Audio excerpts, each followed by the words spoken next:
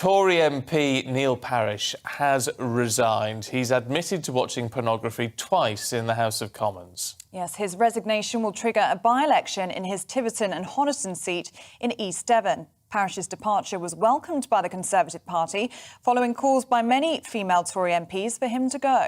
Well, let's talk to political commentator and co-founder of Conservatives Against Racism, Albie Amankona. Good to see you this morning. Good morning. You're becoming quite a regular. We're talking about scandals every time, aren't we, at the moment, which is a shame.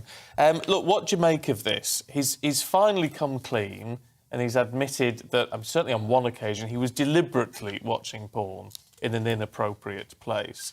Is it right that he's gone? It's absolutely the right thing that Neil Parish has resigned. I think the fact that he was given the dignity of a resignation is generous.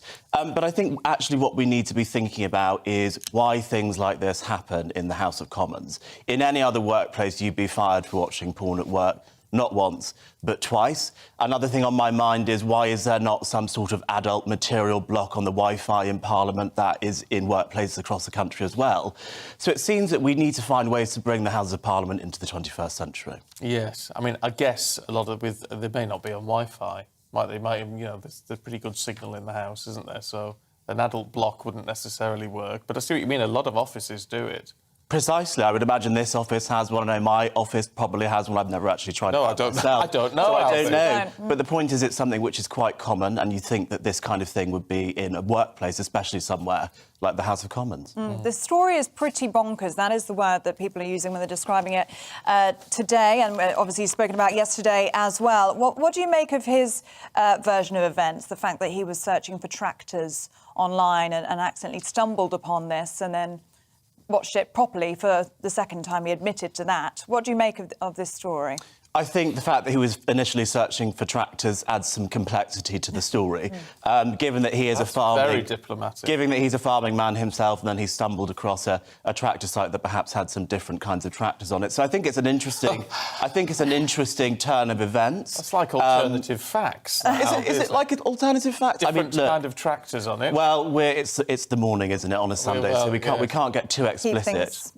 Yeah, dear me. But is this in... Because now a lot of... This is being addressed. Oliver Dowden's talking about all of this sort of thing. Is it indicative of a problem within the House of Commons?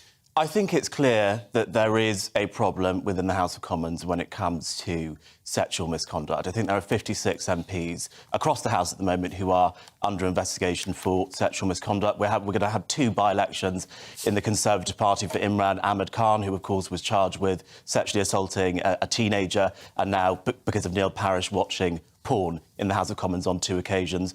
I think that would point to me that there is a problem within the House of Parliament with sexual misconduct, and we need to do something about that urgently. How do you go about tackling all of that? In a way, we were talking to... it was John Coulter, Dr John Coulter, we were talking to yesterday, who's based in Belfast, and he said he knew it would be controversial, but what about something like a licence system? In effect, having to pass an exam in order to then stand as a politician, whether local or national?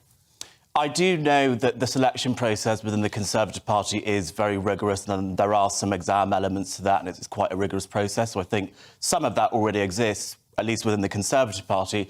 Actually, what I think we need to have in the House of Commons are just modern features of a workplace, like a HR service. The House of Commons does not have a HR service. Researchers are employed directly by their MPs. There's no centralised HR system for people to make complaints to.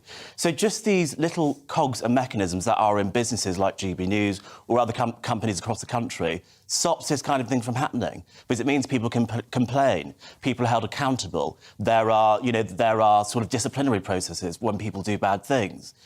Those processes don't exist in the House of Commons. Albie, what do you make of Oliver Dowden saying 50% of Conservative MPs by the next election should be women? That was a conversation we were having with our newspaper reviewers earlier. I'm not sure if you caught it. We're debating whether it was positive discrimination or whether it's women being used to make men behave better. What do you make of that? So I have a varied opinion on this. First of all, when it comes to hard quotas, I don't think, as Conservatives, that's something which we should be pushing.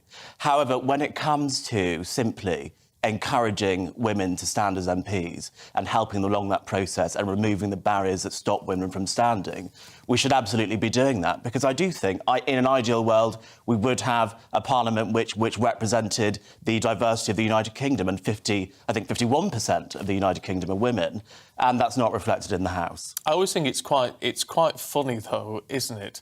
That, I mean, obviously the Labour Party has got more than 50% of its MPs are women. I don't know what the Lib Dems are like, and all the SNP on those sort of figures.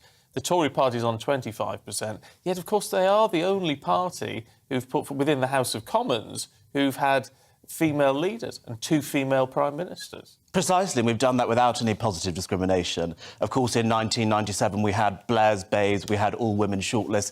They still never had a female leader. We've had 2 of them. Yeah, it's interesting, isn't it? Look, good to talk to you, Albie. Thank you very much indeed. Thank you. Shedding a bit of common sense on it all. I did